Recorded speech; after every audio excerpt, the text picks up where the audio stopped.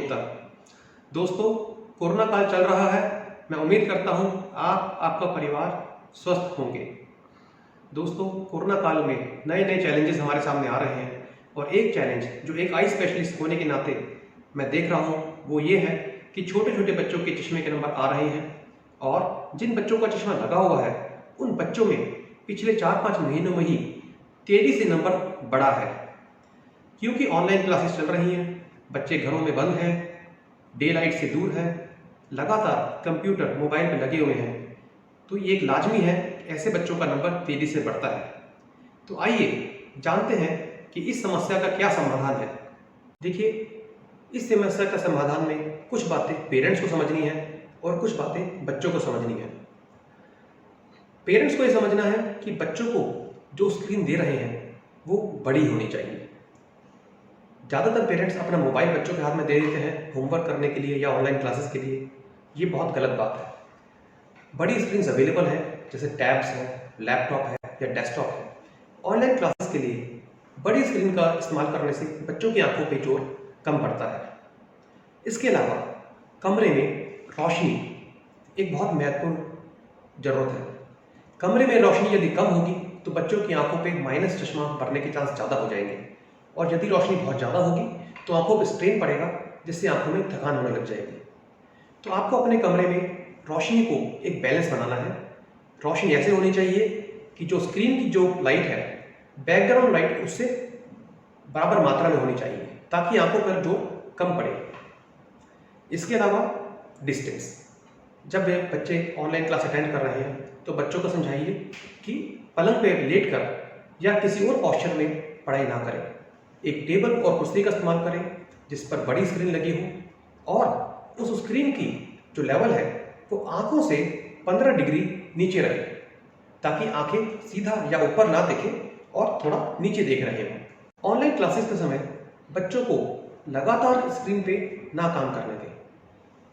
आधे या पौने घंटे की क्लासेस होती हैं तो हर क्लास के बाद जो ब्रेक मिलता है 10-15 मिनट का, उसमें बच्चों को रिवीजन या होमवर्क करने के लिए प्रेशर न डालें और बच्चों को कहें उस समय वो अपनी कुर्सी से उठ जाए, थोड़ी चहलकदमी करें या आंखों को कोई दूर फोकस करें।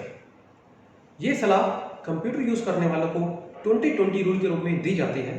मैं उसको दोहरा देता हूँ कि हर 20 मिनट स्क्रीन यूज़ करने के बाद 20 सेकेंड के लिए 20 फुट की दूरी पे आंखों को फोकस करना चाहिए, जिससे हमारी आंखों को रिलैक्सेशन मिल जाता है।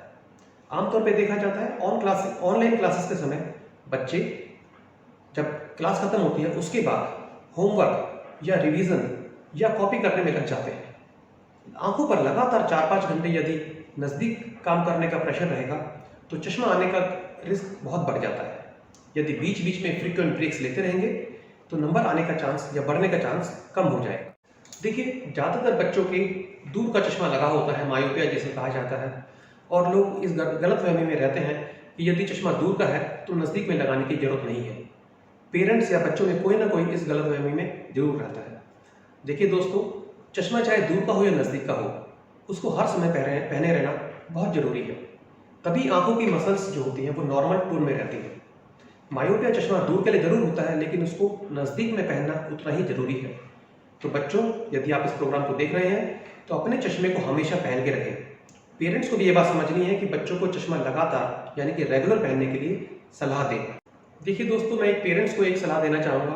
आमतौर पे देखा जाता है कि पेरेंट्स अपने बच्चों की आंखों का चेकअप ये सोचकर नहीं कराते कि आंखों का चेकअप होगा तो चश्मा लग जाएगा। देखिए, ये बहुत बड़ी लापरवाही मानी जाएगी। आप एज ए पेरेंट्स आपको समझना है कि चश्मा कोई डॉक्टर या ऑप्टोमेट्रिस्ट नहीं लगाता। चश्मा बच्चों की आंखों में होता है तो उसको जांच करके बताया जाता है। ऐसा देखा गया है इस कोरोना काल के समय, पिछले 2 महीने से जब से हॉस्पिटल रूटीन पेशेंट आना शुरू हुए हैं, बहुत सारे ऐसे बच्चे आए हैं जिनको कोई लक्षण नहीं था, लेकिन जांच करने में पता लगा कि उनको चश्मे का नंबर है। तो दोस्तों, मैं सलाह देना चाहूँगा, अपने बच्चों को एक बार नेत्र विशेषज्ञ के पास लेके जाएं, आंखों की जांच कराएं। यदि चश्मा नहीं है तो बहुत बढ़िया बात है, लेकिन यदि चश्मा है भी तो घबराएं नहीं। चश्मा आंखों में होना कोई बीमारी का संकेत नहीं है, ये केवल एक ऐसी जरूरत है जो आपकी बच्चों की आंखों को स्वस्थ रखेगा। जिन बच्चों को चश्मा लगा हुआ है उनको भी हर 6-6 महीने में जांच कराते रहनी चाहिए, क्योंकि समय पे नंबर यदि बदल दिया जाए और चश्मा बच्चा रेगुलर पहनता रहे तो आगे और नंबर बढ़ने के चांस कम हो जाते हैं। अक्सर देखा जाता है कि स्क्रीन यूज़ करते समय आंखों में डिजिटल आई स्ट्रेन होने लगता है, ड्राइनेस होने लगती है और छोटे बच्चे अपनी आंखों को मसलना शुरू कर देते हैं।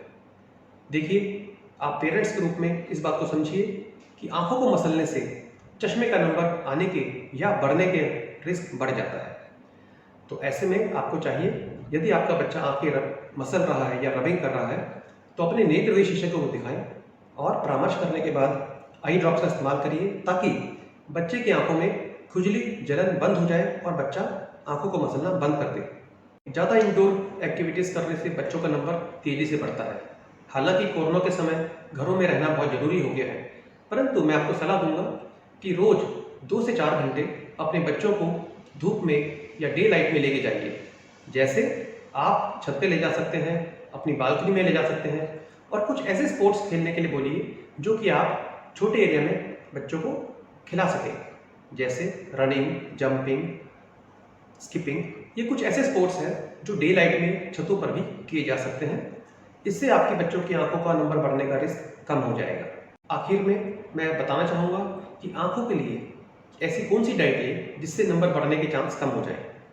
देखिए, विटामिन ए, विटामिन सी, इसके साथ साथ प्रोटीन्स आंखों के लिए बहुत ज़रूरी है।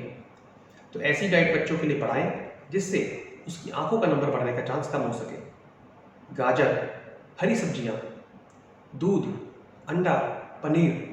यदि आप नॉन वेजिटेरियन हैं तो मछली, ये आंखों के लिए बहुत सेहतमंद मानी जाती है। इसके अलावा आंवला है, ड्राई फ्रूट्स हैं, नट्स हैं, ये आंखों के लिए बहुत हेल्दी माने जाते हैं।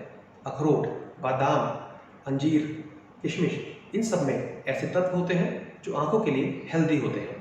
दोस्तों, मैं उम्मीद करता हूँ इस वीडियो में मिली इन्फॉर्मेशन आपके लिए यूज़फुल होगी और मैं जल्द मिलूँगा एक नए वीडियो, एक नई टॉपिक के साथ। तब तक के लिए नमस्कार, गुड लक।